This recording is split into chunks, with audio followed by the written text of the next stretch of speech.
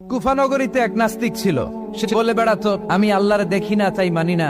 কুফানগরীর লোকজন বলে, আমাদের এক ইমাম আছে নাম নু'মান ইবনে সাবিত, উনার সাথে বসলে তুমি আল্লাহরে দেখতে পাবা।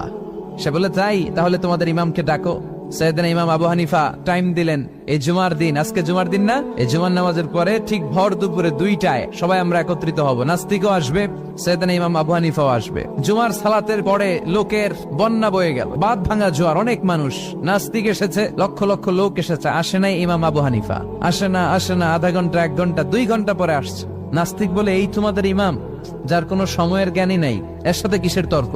সাইয়েদনা ইমাম আবু হানিফা বলে, ইনদি উযর, আমার ওজর আছে। কি ওজর? সাইয়েদনা ইমাম আবু হানিফা বলেন, আমি ঘর থেকে বের হয়ে আসার পথে একটা নদী পার হয়ে আসতে হয়।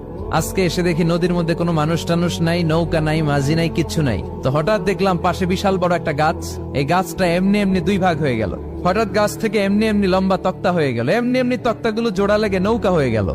আর নৌকা আমার সামনে আসলো, মাঝি ছাড়া, লগি বৈঠা ছাড়া। আমি নৌকায় যেয়ে বসলাম, নৌকাটা আমার নিয়ে টান দিয়ে সাঁ করে ওপারে নিয়ে গেল।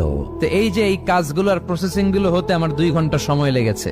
নাস্তিক কয়, তগ ইমাম গাঞ্জা খাইছে, মাথার তার ছিঁড়া গেছে, নাহলে কোনো সুস্থ মানুষ এ কথা বলতে পারে? এমনি এমনি নাকি গাছ ভেঙে তক্তা হয়, এমনি এমনি নাকি তক্তা লেগে নৌকা হয়, এমনি এমনি নাকি মাঝি ছাড়া নৌকা চলে? সাইয়েদনা ইমাম আবু হানিফা বললেন, এই তো আপনি লাইনে চলে আসছেন।